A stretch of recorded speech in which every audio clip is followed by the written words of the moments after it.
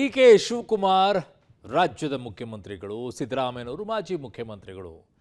ಇವರಿಬ್ಬರೂ ಕೂಡ ಒಂದು ಪಟ್ಟಿಯನ್ನು ತಗೊಂಡು ಹೋದರೆ ಒಂದು ಮಹತ್ವ ಇರುತ್ತೆ. ಆದರೆ ಈ ಬಾರಿ ಅವರು ಕ್ಯಾಬಿನೆಟ್ ವಿಸ್ತರಣೆಗೆ ಒಂದು ಪಟ್ಟಿ ತಗೊಂಡು ಹೋದರೆ ಬಿಲ್ಕುಲ್ ಒಪ್ಪಿಲ್ವಂತೆ ರಾಹುಲ್ ಗಾಂಧಿ ಅವರು. ಓಹೋ, ಏನು ಹಿಂಗಾಗೋಯ್ತು ಅಂತ ನಿಮಗೂ ತಲೆಯಲ್ಲಿ ಯೋಚನೆ ಅಲ್ವಾ? 100%. ಯಾಕೆ ಅಂತಂದರೆ ಹಳೇದನ್ನು ತೊಗೊಂಡು ಹೋದರೆ ಯಾರು ತಾನೇ ಇಷ್ಟಪಡ್ತಾರ್ರೀ? ಅವ್ರ ಜೊತೆಗಿದ್ದಂಥವ್ರೆಲ್ಲ ಹಳಬರು ಯಾರ್ಯಾರಿದ್ರು ಅವ್ರನ್ನೇ ಮತ್ತೆ ಇವ್ರನ್ನೇ ಮಾಡಿ ಮಂತ್ರಿ ಅಂತಂದರು. ರಾಹುಲ್ ಗಾಂಧಿ ಅವ್ರು ನೋ ಚಾನ್ಸೇ ಇಲ್ಲ ಅಂದ್ಬಿಟ್ರು ಈ ಸಲ. ಯಾಕೆ? ನೀವು ಹೇಳಿದವ್ರನ್ನ ಒಂದು 10ರಲ್ಲಿ ಒಂದು 4 ಜನ ತಗೊಳ್ತೀವಿ, ಬಟ್ 6 ಜನ ನನಗೆ ಫಸ್ಟ್ ಟೈಮ್ ಯಾರ್ಯಾರಿದ್ದಾರೆ ಮಂತ್ರಿ ಆಗೋರು ಅಂಥವ್ರನ್ನ ಸೆಲೆಕ್ಟ್ ಮಾಡ್ಕೊಂಡು ಬನ್ನಿ ಅಂತ ಹೇಳಿದಾರಂತೆ. ಸೊ ಇವರು ಎದ್ನೋ ಬಿದ್ನೋ ಅಂತ ಅಯ್ಯೋ ಹಿಂಗಾಗೋಯ್ತಲ್ಲ ಅಂತ ಹೇಳಿ ಈಗ ಅದ್ರ ಮಧ್ಯೆ ಟೆನ್ಷನ್ ಯಾರಿಗೆ ಗೊತ್ತಾ?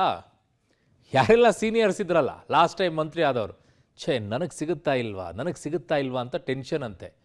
ಇನ್ನುಳಿದಂಥವ್ರಿಗೆ ಏನು ಅಂದರೆ, ನಾನು ಒಂದು ಸಲನೂ ಮಂತ್ರಿ ಆಗಿಲ್ಲ, ಈ ಸಲ ಮಂತ್ರಿ ಆಗೋ ಚಾನ್ಸ್ ಸಿಗ್ತಾ ಇದೆ, ರಾಹುಲ್ ಗಾಂಧಿ ಅವ್ರು ಹೇಳಿಬಿಟ್ಟಿದ್ದಾರೆ ಅಂತೇಳಿ ಲಡ್ಡು ಬಂದು ಬಾಯಿಗೆ ಬಿದ್ದಂಗೆ ಕಾಯ್ಕೊಂಡು ಕೂತ್ಬಿಟ್ಟಿದ್ದಾರೆ. ಬಟ್ ನಿಜಕ್ಕೂ ಹಿಂಗಾಗತ್ತಾ? ಯಾವ ಪ್ರೆಷರಲ್ಲಿ ಮತ್ತೆ ಹಳಬರನ್ನೇ ಸೇರಿಸ್ಕೊಳ್ತಾರೆ?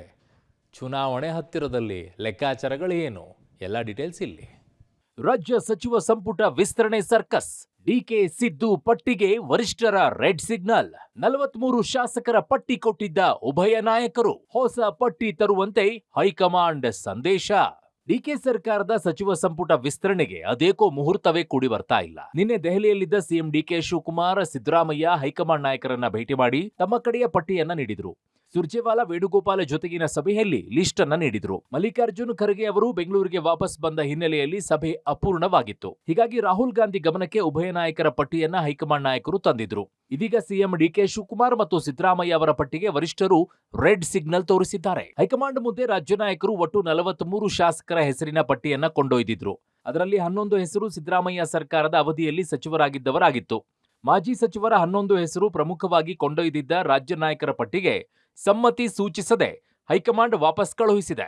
ಅಲ್ಲದೆ ಹೊಸ ಪಟ್ಟಿ ಸಿದ್ಧಪಡಿಸಿಕೊಂಡು ಬರುವಂತೆ ಸೂಚಿಸಿದ್ದಾರೆ ಎನ್ನಲಾಗ್ತಾ ಇದೆ. ಹಾಗಾದ್ರೆ ಸಿಎಂ ಡಿ.ಕೆ. ಶಿವಕುಮಾರ್ ಮತ್ತು ಸಿದ್ದರಾಮಯ್ಯ ಪಟ್ಟಿಯಲ್ಲಿದ್ದ ಪ್ರಮುಖರು ಯಾರ್ಯಾರು ಅಂತ ನೋಡೋದಾದ್ರೆ, ಸಿದ್ದು ಡಿ.ಕೆ. ಪಟ್ಟಿಯಲ್ಲಿದ್ದ ಹಿರಿಯರು ಜಮೀರ್, ಎಸ್ ಮಲ್ಲಿಕಾರ್ಜುನ್, ಸಂತೋಷ್ ಲಾಡ್, ಶಿವರಾಜ್ ತಂಗಡಗಿ, ಲಕ್ಷ್ಮೀ ಹೆಬ್ಬಾಳ್ಕರ್, ಮಂಕಾಳು ವೈದ್ಯ, ಮಧು ಬಂಗಾರಪ್ಪ, ನಾಗೇಂದ್ರ, ಚಲುವರಾಯಸ್ವಾಮಿ, ಶಿವಾನಂದ ಪಾಟೀಲ್, ಎಚ್.ಕೆ. ಪಾಟೀಲ್ ಹೆಸರುಗಳು ಪ್ರಮುಖವಾಗಿದ್ದವು. ಸಂಪುಟ ವಿಸ್ತರಣೆ ಮಾತುಕತೆಗೆ ತಾತ್ಕಾಲಿಕ ಬ್ರೇಕ್. ಸದ್ಯ ಜುಲೈ 20ರವರೆಗೆ ರಾಜ್ಯ ಸಚಿವ ಸಂಪುಟ ವಿಸ್ತರಣೆಗೆ ಪ್ರಕ್ರಿಯೆಗೆ ತಾತ್ಕಾಲಿಕ ಬ್ರೇಕ್ ಬಿದ್ದಿದೆ. ಜುಲೈ 20ರ ಬಳಿಕ ಮತ್ತೆ ರಾಜ್ಯ ನಾಯಕರನ್ನ ದೆಹಲಿಗೆ ಕರೆಸಿ ಮಾತನಾಡಲು ಹೈಕಮಾಂಡ್ ನಿರ್ಧರಿಸಿದೆ ಎನ್ನಲಾಗ್ತಾ ಇದೆ. ಮಲ್ಲಿಕಾರ್ಜುನ್ ಖರ್ಗೆ ಅಂತಿಮ ಅಭಿಪ್ರಾಯದವರೆಗೆ ಯಥಾಸ್ಥಿತಿ ಮುಂದುವರಿಯಲಿದೆ. ಹೈಕಮಾಂಡ್ ಅಂಗಳದಲ್ಲಿ ರಾಜ್ಯ ಸಂಪುಟ ವಿಸ್ತರಣೆಯ ಮಾತುಕತೆ ಯತ್ನಕ್ಕೆ ಯಶಸ್ಸು ಸಿಕ್ಕಿಲ್ಲ. ಸಿಎಂ, ಮಾಜಿ ಸಿಎಂ ಇಬ್ಬರ ಪಟ್ಟಿಯಲ್ಲಿ ಮಾಜಿ ಸಚಿವರಿಗೆ ಹೆಚ್ಚಿನ ಆದ್ಯತೆ ನೀಡಿದ್ದು ಹೈಕಮಾಂಡ್ ಒಪ್ಪಿಲ್ಲ.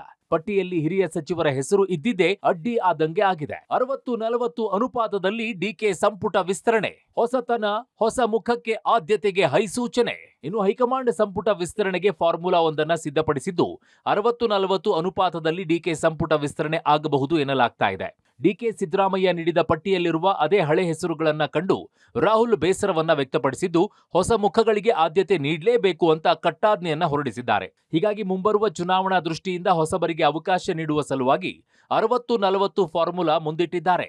ಸಂಪುಟ ವಿಸ್ತರಣೆಗೆ 60-40 ಫಾರ್ಮುಲಾ. 2ನೇ ಹಂತದ ನಾಯಕತ್ವ ಬೇಕೇ ಬೇಕು.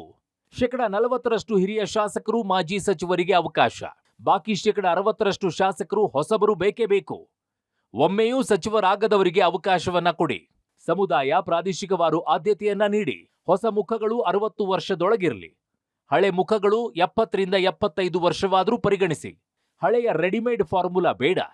ಪಟ್ಟಿ ಸಿದ್ಧಪಡಿಸಿ ಕಳುಹಿಸಿ, ಚರ್ಚೆ ನಡೆಸ್ತೇವೆ ಅಂತ ರಾಹುಲ್ ಗಾಂಧಿ ರಾಜ್ಯ ನಾಯಕರಿಗೆ ಸಂದೇಶವನ್ನ ರವಾನಿಸಿದ್ದಾರೆ. ರಾಜಕೀಯ ಶಕ್ತಿ ಕೇಂದ್ರವಾದ ಎಐಸಿಸಿ ಕಚೇರಿ, ಶಾಸಕರೊಂದಿಗೆ ಡಿ.ಕೆ. 1-to-1 ಭೇಟಿ. ಇನ್ನು ದೆಹಲಿಯಿಂದ ಮಾಜಿ ಸಿಎಂ ಸಿದ್ದರಾಮಯ್ಯ ವಾಪಸ್ಸಾಗಿದ್ದು, ದೆಹಲಿಯಲ್ಲೇ ಸಿಎಂ ಡಿ.ಕೆ. ಶಿವಕುಮಾರ್ ಉಳಿದುಕೊಂಡಿದ್ದಾರೆ.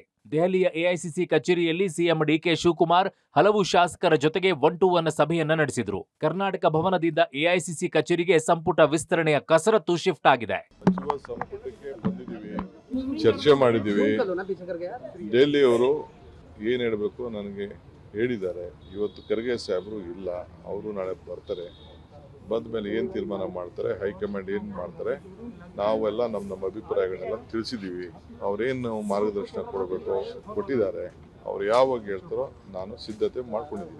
ಇನ್ನು ಸಂಪುಟ ವಿಸ್ತರಣೆಯ ಬಗ್ಗೆ ಪ್ರತಿಕ್ರಿಯಿಸಿದ ಎಐಸಿ ಅಧ್ಯಕ್ಷ ಮಲ್ಲಿಕಾರ್ಜುನ್ ಖರ್ಗೆ ಸಂಪುಟ ವಿಸ್ತರಣೆಯ ಬಗ್ಗೆ ರಾಜ್ಯ ನಾಯಕರನ್ನ ಕೇಳಿ ಅಂದಷ್ಟೇ ಹೇಳಿದ್ದಾರೆ.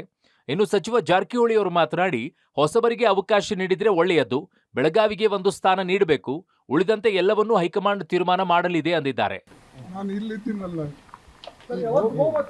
ಸರ್ಕಾರ ಎಲ್ಲ ಬಂದವ್ರಿಗೆ ಕೇಳಿ ಅಲ್ಲ, ಪ್ರತಿ ಸಂದರ್ಭ ಬಂದಾಗ ಭೇಟಿಯಾಗೋ ವಾಡಿಕೆ ಇದೆ, ಮಾಡೇ ಮಾಡ್ತಾರೆ. ಈ ಸಲ ವಿಶೇಷವಾಗಿ ಸಂಪುಟ ವಿಸ್ತರಣೆ ಚರ್ಚೆ ಅಂತ ಆಗಿದೆ. ಸೊ ನಮ್ಮ ಅಭಿಪ್ರಾಯ ಏನು ಹೇಳ್ಬೇಕು ಹೇಳಿದ್ದೀವಿ. ಸೊ ಮಿಕ್ಕಿದೆಲ್ಲ ಹೈಕಮಾಂಡ್ ಬಿಟ್ಟಂತ ವಿಚಾರ, ನೋಡೋಣ, ಕಾದು ನೋಡೋಣ. ಗೊಂದಲ ಇರಲಿಲ್ಲ, ಗೊಂದಲ ಏನಿಲ್ಲ, ಆದಷ್ಟು ಬೇಗ ಮುಗಿಸ್ತಾರೆ.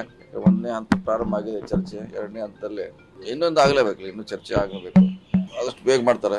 ಇದೇ ರಾಜೆ ಅಲ್ಲಿ ಚರ್ಚೆ ನಡೀತಾ ಇದೆ. ಒಂದಂತೆ ಕೊಡಲೇಬೇಕು, ಕಂಪಲ್ಸರಿ, ಒಂದಂತೆ ಕೊಡಲೇಬೇಕು. ಸೊ ಎರಡನೇದು ಅದು ಹೈಕಮಾಂಡ್ ಬಿಟ್ಟಂತ ವಿಚಾರ. ಒಟ್ಟಾರೆ ಡಿಕೆ ಸಂಪುಟ ವಿಸ್ತರಣೆಯ ವಿಚಾರ ಮತ್ತಷ್ಟು ವಿಳಂಬವಾಗಲಿದ್ದು, ಆಕಾಂಕ್ಷಿತರು ಇನ್ನಷ್ಟು ದಿನ ಕಾಯದೆ ಬೇರೆ ದಾರಿ ಇಲ್ಲದಂತಾಗಿದೆ. News desk, public TV.